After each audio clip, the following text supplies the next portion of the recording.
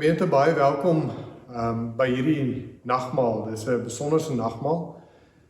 En dit is juist waarvoor die nagmaal is, om ons aan mekaar te bind, veral in hierdie tyd. Daarom is die nagmaal vir ons so belangrik, dat ons dit vandag saam met u vier.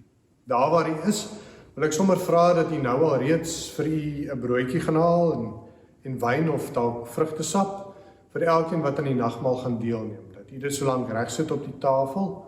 Ons gaan na die prediking gaan ons die broodjie breek en ons gaan dit uitdeel en ons gaan dit saam eet en ons gaan die wyn skink en ons gaan dit saam gebruik. Dat ons ook op so 'n manier aan mekaar verbind is. Daarom baie welkom by hierdie erediens.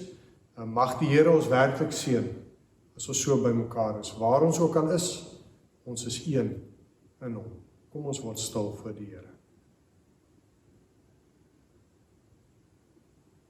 Here, U is die groot ek is, die verbinder van wonde, soeker van verlorenes, vriend van die armes, bron van alle dinge, vergewer van sonde, stem vir die stemloses, raadsman vir die verwardes, skuiling teen die storms, Skepper van hemel en aarde. U is alles en nog soveel meer. Ons aanbid U en eer U op ons beskeie manier. Dankie dat U vandag hier is om ons te ontmoet. Amen. Gemeente, genade, barmhartigheid en vrede vir u van God ons Vader en die Here Jesus Christus deur die werking van sy alomteenwoordige Heilige Gees. Amen. Ons skriflesing vanmôre is uit Markus 15. Goeie Vrydag is die dag waarop Jesus gesterf het aan die kruis. En daarom as gelowiges vier ons dit met mekaar in hierdie tyd. Markus 15 vers 16. Die soldate vat Jesus toe in die binnehof van hulle hoofkwartier in en roep die hele afdeling bymekaar. Toe trek hulle hom 'n pers mantel aan en vleg 'n doringkroon en sit dit vir hom op. Daarna het hulle hom begin begroet en gesê: "Ons groet u, koning van die Jode." Hulle het hom herhaaldelik met 'n stok oor die kop geslaan en op hom gespoeg en hulle knieë gebuig, asof hulle aan hom eer wou bewys. Nadat hulle hom klaar bespot het, het hulle die persmantel uitgetrek en weer sy eie klere vir hom aangetrek. Toe lei hulle hom weg om hom te kruisig. Dit is vandag Vrydag,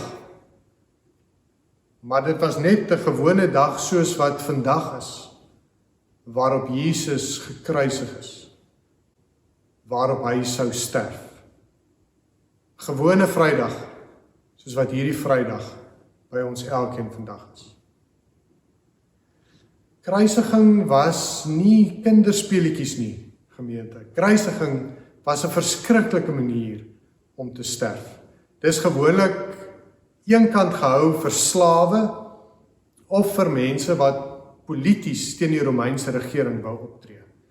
En was dit eintlik 'n afskrikmiddel, daarom het hulle dit so wreed as moontlik toegepas. Mense wat gekruisig is, het baie keer vir 'n week of 2 weke aan die kruishout gehang en dan in 'n openbare plek waar daar 'n groot pad was wat verbygegaan het, sodat almal wat dieselfde gedagtes gehad het, afgeskrik kon word daarvan om dit te doen. Kruisiging was 'n wrede manier van sterf. As jy gekruisig is, het jy jou eie kruis gedra. Jy's gemartel, jy's geestelik en fisies uitgemergel, sou ons kon sê. Hulle het probeer om jou ten volle te breek. En daarom lees ons in Markus hoe die soldate vir Jesus 'n persmantel omhang as 'n teken van 'n keiser. Hulle het vir hom 'n kroon opgesit, maar 'n kroon van dorings het hulle op sy kop gesit. Hulle het vir hom 'n riet of 'n riet of 'n stok gegee as 'n staf. En dan het hulle hom gespot. Hulle het voor hom die knie gebuig en het hulle hom met stokke geslaan, op hom gespoeg, het hulle hom gevloek. Dit was maar net een deel van Jesus se marteling. Fisies en geestelik is hy uitgemergel tot Vrydagoggend 9:00, toe hy aan die kruis vasgespijker is en daarvoor almal gehang het wat oë gehad het om te sien. Terwyl hy daar hang, het die gespottery nie opgehou nie, hoor. Daar was mense rondom hom wat nog steeds geskree het, as U die Christus is, het die priesterhoofde geskree, kom van die kruis af en ons sal in U glo. Die soldate, die mense daar rondom het gesê, hy kon homself nie red nie. Die een wat gesê het, hy gaan Jerusalem se tempel in 3 dae afbreek en dit weer opbou, hy kan homself nie red nie. Hoe kan hy vir ons red? Dis 'n uitroep wat deur die eeue heen weergalm. Wat weergalm het tot by 'n klein dorpie met die naam Bergamo in Italië. Bergamo is vandag aan ons bekend omdat dit die episentrum is van die coronavirus uitbraak in Italië. Daar is al 'n vreeslike klomp mense oorlede. Daar word vertel dat in hierdie dorpie nou die geloei van sirenes 'n algemene ding is. Dat die krematoriums 24 ure 'n dag oop is. In Bergamo is dit so erg dat die in memoriam kolom in die koerant nie meer net 'n kolom is nie, dis nou 10 bladsye lank. Dit is in hierdie selfde Bergamo wat daar in die 1700s 'n verskriklike pes sy kop uitgesteek het. Hierdie pes se naam was die swart dood. En hy het mense voor die voet doodgemaak. Dit was verskriklik in Bergamo. Elke dag het die mense bymekaar gekom in die groot kathedraal en het die priester hulle voorgegaan en het hulle gebid tot God gesê, Here Jesus Christus, U wat lyding ken, wil U nie ons asseblief hierdie lyding spaar nie? Wil U nie asseblief vir ons red van hierdie swart dood? Maar dag na dag die siekes net al hoe meer geword en het al hoe meer mense gesterf. Die mense van Bergamo se krete tot die hemel het verander en gesê, ag Vader, kan U ons red? Kan U enigiets doen? Ons is moedeloos. Here, dit lyk nie asof U iets kan doen. En so het dit ook gebeur, dat die slagter een oggend wakker word en sy geliefde seun is dood.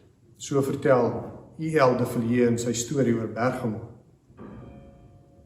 Dit was vir hom verskriklik. Hy het opgespring en hy het deur die strate gehardloop. En so ver as wat hy gehardloop het, het hy mense geroep en gesê, kom saam met my, ons gaan kathedraal toe. Toe by die kathedraal aankom, het hy 'n mantel oor hom gegooi en het hy hom as 'n priester voorgedoen, die kansel uitgehardloop en begin skreeu op God. Het hy hom begin laster, het hy hom begin spot.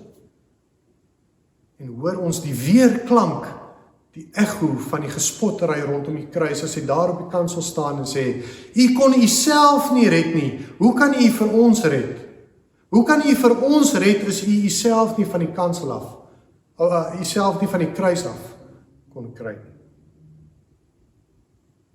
Die mense het gehoor wat hy sê en het saam geskree, ja, hy kon homself nie red nie, hy kon homself nie van die kruis afkry nie, hoe kan hy vir ons vandag red?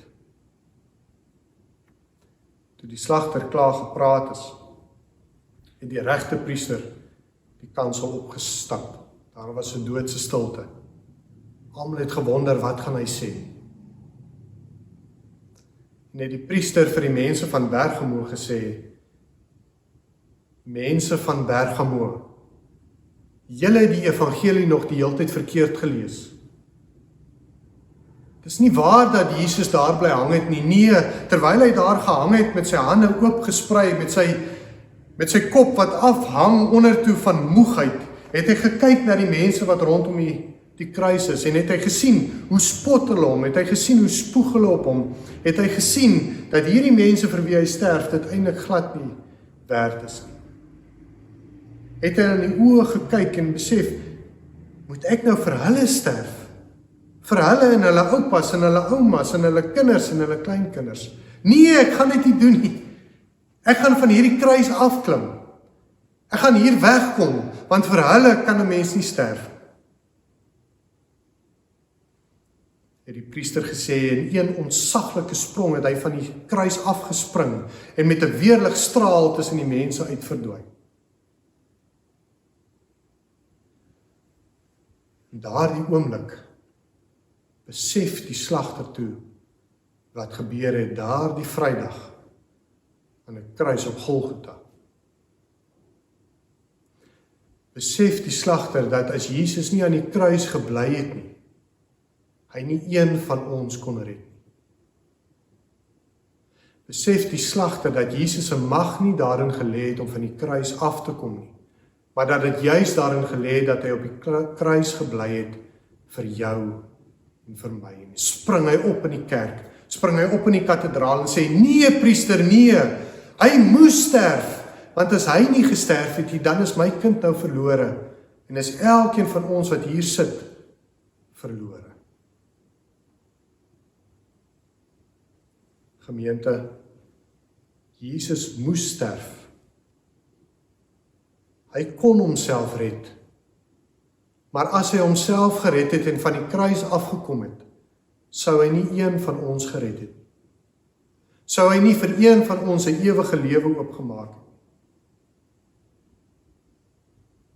Dalk weer galm dieselfde aantuigings in u hart wat daardie dag rondom die kruis aan Jesus toegesnou is. Weergalm dieselfde aantuigings wat jare later in die 17de eeu in die harte van die mense van Bergamo weergalm het ook vandag in u hart. Vra u ook, Here, hoekom laat u dit toe? Here, hoekom het u nie ingegryp toe my geliefde gesterf het? Here, hoekom laat u hierdie siekte binne my lyf toe? Here, hoekom red u my nie? Hoekom red u my nie van finansiële ondergang in hierdie tyd nie? As ek my boeke oopmaak en ek weet nie hoe ek my mense gaan betaal. Gemeente, dan antwoord hy deur die eeue, maar hy antwoord vandag weer vars en nuut. Ek het gered, want ek het 'n lewe en 'n hoop oopgemaak, wat julle nooit sou gehad het, as ek van die kruis af afgespring het. Dis 'n gewone Vrydag vandag, maar dis ook 'n besonderse Vrydag, soos wat daardie dag op Golgotha was. Jesus het nie van die kruis afgeklim nie, hy het nie afgespring nie. Jesus het aan die kruis bly hang tot die middag 12 uur toe dit donker geword het. Tot 3 uur het die donkerte aangehou. Toe het hy gesê, my God, waarom het u my verlaat? Nie lank daarna nie, het hy die laaste asem uitgeblaas en het hy gesterf aan die kruis. Die voorhangsel het geskeur en 'n soldaat wat voor die kruis gestaan het, het gesê, waarlik, hy was werklik die seun van God. Gemeente, hy het gesterf, want hy moes gesterf het, vir jou en vir my. Amen. Kom ons bid saam.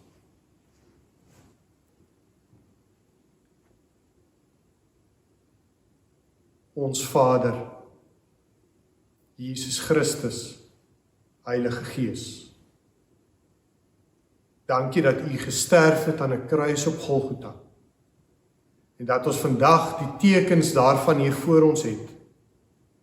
Soos die disippels gevra het om die tekens te sien van u hande, so sien ons dit vandag in brood en wyn. Dankie dat u gesterf het. Want as u nie gesterf het nie, sou ons 'n ewige dood tegemoet gegaan het.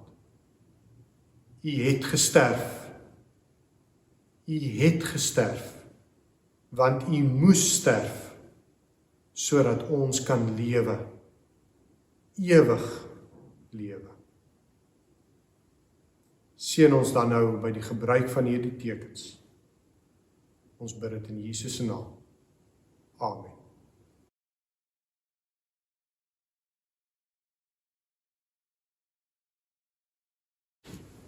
Gemeente, ons is vandag hier saam rondom die nagmaaltafel.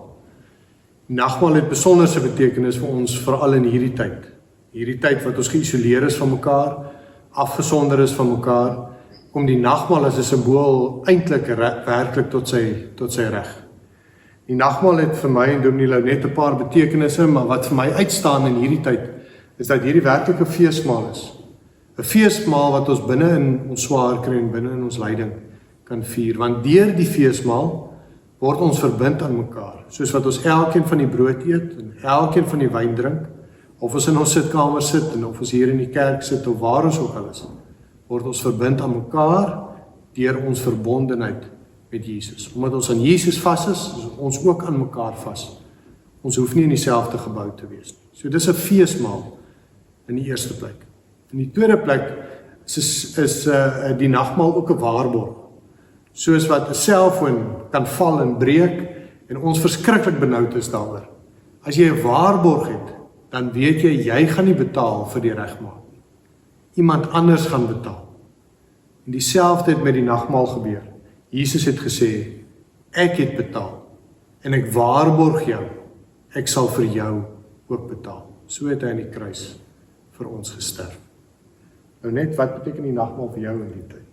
Vir my is die nagmaal absoluut 'n fees van dankbaarheid, om vir die Here te sê, Here, dankie vir dit wat U vir ons gedoen het. Dankie dat U aan 'n kruis gesterf het, dat U 'n doringkroon gedra het, maar dat die doringkroon verander het in 'n oorwinnaarskroon, omdat U opgestaan het en vir ons die ewige lewe gegee het. En daarvoor is ons vir U ongelooflik dankbaar.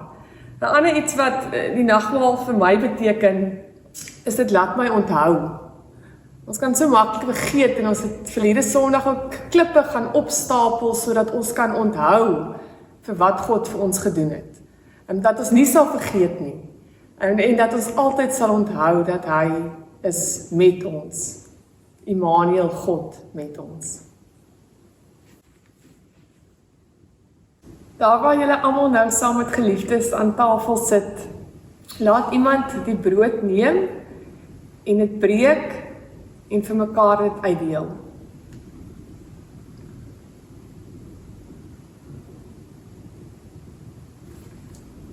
Die brood wat ons breek, is die gemeenskap met die liggaam van ons Here Jesus Christus. Neem dit, eet dit, en dink daaraan en glo, dat sy liggaam gebreek het, vir volkome versoening van al ons sondes.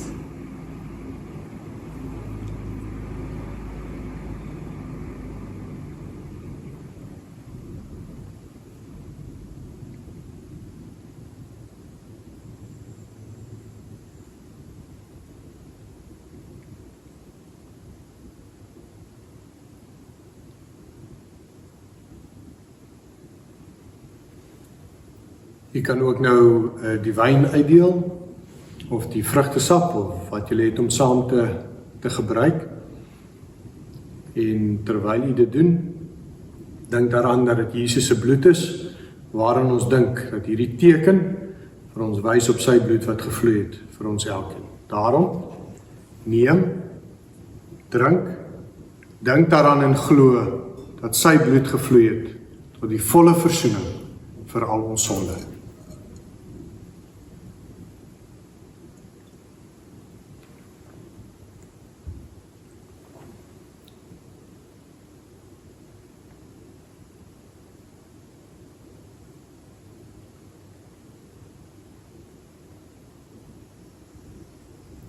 Terwyl jy so dalk as gesin by mekaar is, of 1, 2, gaan ons nou 'n lied saam sing.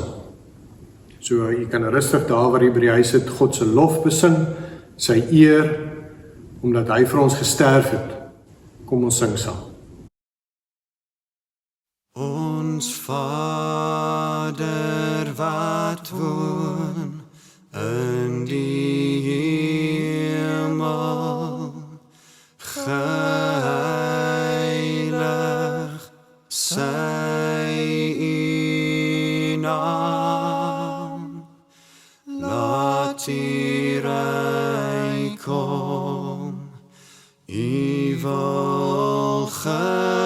geskied, soos in die hemel, so ook op die aarde. Gee ons vandag ons dagse brood, en vergeef ons al ons skulde, net soos ons vergewe die wat teen ons sondig. Laat kom ons nie in die versoeking, maar verlos ons van die bose. Van U is die ryk en die sterkte en die ere vir ewig en ewig.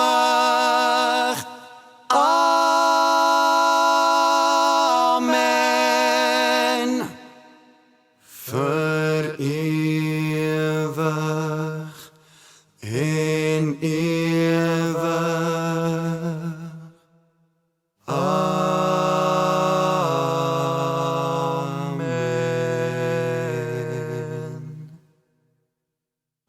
Jesus het gesterf, want hy moes sterf.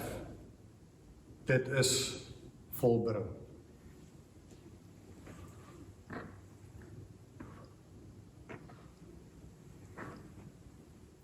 Amen.